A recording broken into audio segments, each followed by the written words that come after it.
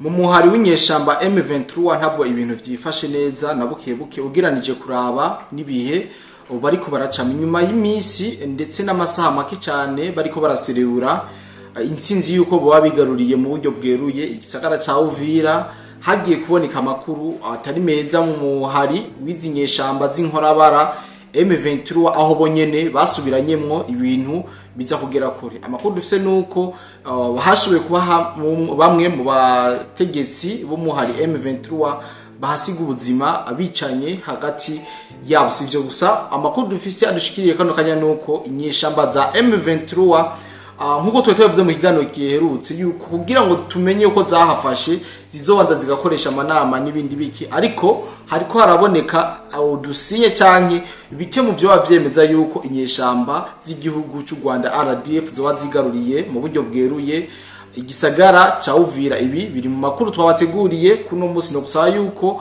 wobana natwe ukabananje kugira ngo dushobore kubaha idonido ujyano makuru y'ibiri kuvugwa cyane ku mirongo y'urugamba cyane aha tuaza kwibanda mu gisagara ca Uvira ndetse tunibande muri gouvernement canke mu bajejwe kino giroberi canke zino nkorabara azinyeshamba z'igihugu cy'u Rwanda M23.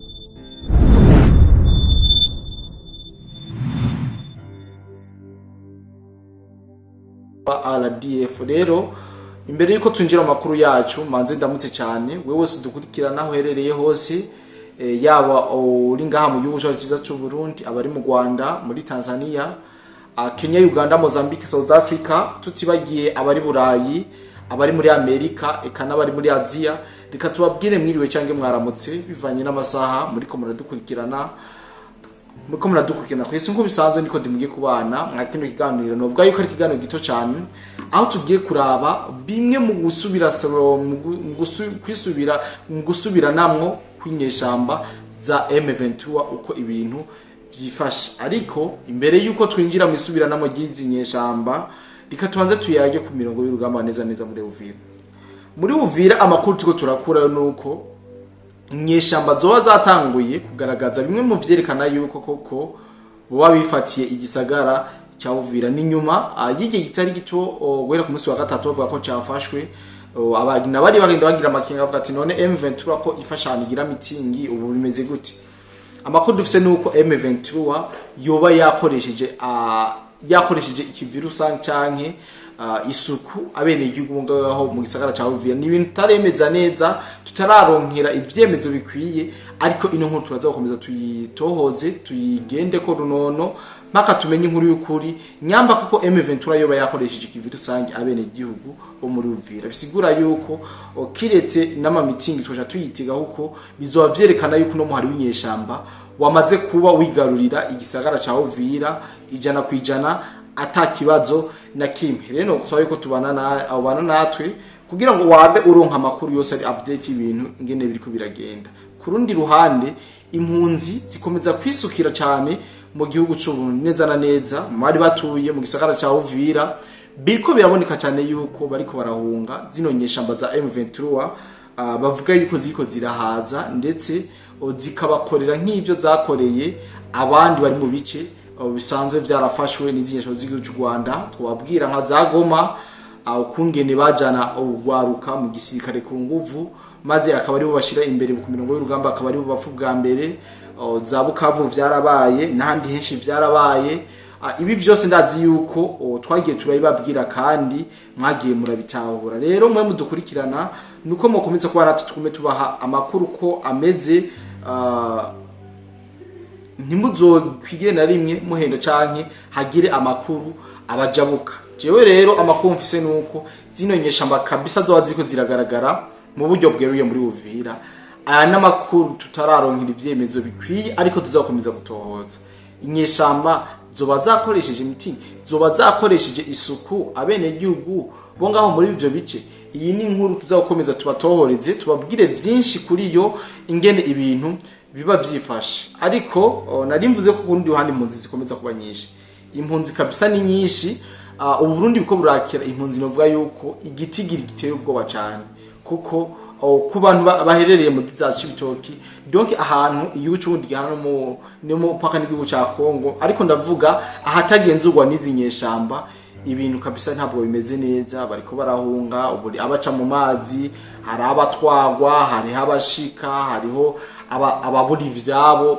Muri make novuga yuko ibintu bitoroheye impunzi z'abakongomani ziko zirahungira mu gihugu cy'u Burundi na rijya mu kwashika biba bigoye cyane, ariko twoshima cyane inzego z'umutekano ndetse n'andi mashira hamwe sanzo yigenga ukungene ariko arakora atitanga itamba kugira ngo bashobore kwitako kuri zino mpunzi, ubona yuko zitari bwaronke ibikwiye byose kugira ngo zishobore kuba zibaho mu mutekano na muke, yaba amahema yo kuryamamwo, yaba ivyo donc byose bakenera nka famille ndazi mu mudukukirana, kuko udahunze nawe arazi abamaze guhunga cyane baramubwiye uko ibintu biba byifashe. Rero ntabwo byoroshe, inzego z'umutekano zikomeza kubitaho zibashikana mu bibanza bategeza gushikiramo nk'impunzi, ariko ibi bintu bijanye n'izi mpunzi bisa nuko byavyuye amajambo ku rundi ruhande. Ati bimeze gute, byagenze gute? Araba ariko baravuga yuko impunzi zidakwiye kwegerezwa mu bibanza byaho baje bava, hafi yaho baje bava. Byerekana neza yuko nyamba uno munsi impunzi ziko zirashikwa mu cibitoki ari ikintu kidasa neza. Abandi babona yuko impunzi zoshigwa kure yaho zaje ziva, kandi ico novuga yuko ari igitekerezo cyiza, ariko leta nayo cyangwa gouvernement irafise kuba yateguye ibintu kumbure byose babiri muri plan bivanye ko umuntu atazi kizobejo, baba bafise uko babiteguye, bafise uko babiko biragenda, kandi atakibazo na kimwe kiriyo. Rero bariko baravuga yuko byo hava biteza ikibazo kubera ko bariko barabakirira hafi ya Kongo. Novuga yuko ivyo teza ikibazo atari ivyo, kandi ivyo atakibazo na kimwe biteje, kiretse ko gusa tubona bene igihugu bariko barashika nabi, ibintu biko biragorana. Nta kindi tubona muri kano kanya kumbure leta yo nyene ni hamara gucuye akanya cyangwa kamaza kubona yuko bahirije guhunga ibintu uko bimeze, izobarabira ibibanza vyihariye impunzi zishobora kujamo hama zifashirizwe aho ziri. Rero ngo bariko ngo hari impunzi gose ziraje mu bisagara n'ibindi byinshi, ariko ico tubabwa nuko nta mpunzi y'MVIP baho ukuri kosora impunzi. Rero kuvuga ngo uriko uraja mu gisagara, ndumva yuko ivyo bintu leta yacu ibona kugira ngo ivyiyabirize, kugira bose bashobore gusigwa hamwe bazokurikiranirwe hamwe. Nuko ko hari gaciyemo ivyahuvira ndetse n'izino mpunzi, aho gurika twiyagire kwijanye nisubira namwo hagati y'izinyeshamba z'igihugu cy'u Rwanda n'igihugu zinyeshamba z'igihugu cy'u Rwanda, M23, RDF, Red Tabara n'abandi benshi bari muri rya coalition inyeshamba z'igihugu cy'u Rwanda. Amakuru dufise nuko baraye basubiranye mu bikomeye, aho mbere bashoboye guca barasana hagati yabo, haravamo abahasiga ubuzima. Aya n'amakuru yizewe, si ya makuru yo kuvuga ngo Wiringoma ngo yapfuye ngo imeze uko hanyuma tukamubona ari muzima. Aya n'amakuru yizewe. Muri M23 ibintu nibimeze neza, aho baraye bacanyemwo bikomeye cyane. Umwe mu ndongozi za M23 yitwa Magloire yari mu gisata cyo kumenyesha makuru muri uwo muhari w'iterabwoba, yaraye yishwe na bamwe muri izo nyeshamba nyene. Magloire umwe mu baruyobozi yarasanzwe ibijanye na communication muri M23, yaraye yishwe na bagenzi biwe bo mu mugwi bo mu mutwe w'iterabwoba wa M23. Akamuze murakumva, ni nyuma y'amaraso menshi bamenye, ni nyuma y'ubusuma butari buke bakoze, ni nyuma y'amarira y'imfuvyi n'abapfakazi.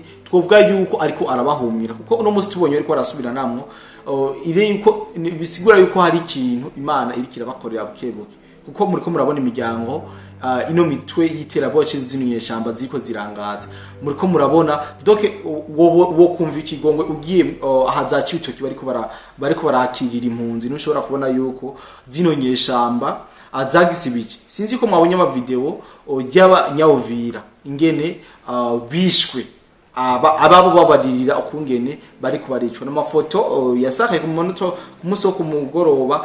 Ariko ayo mafoto y'izonye yabo bene igihugu bashoboye kwicwa mu ginyeshamba byo biravuga ko zinjiye muri Uvira.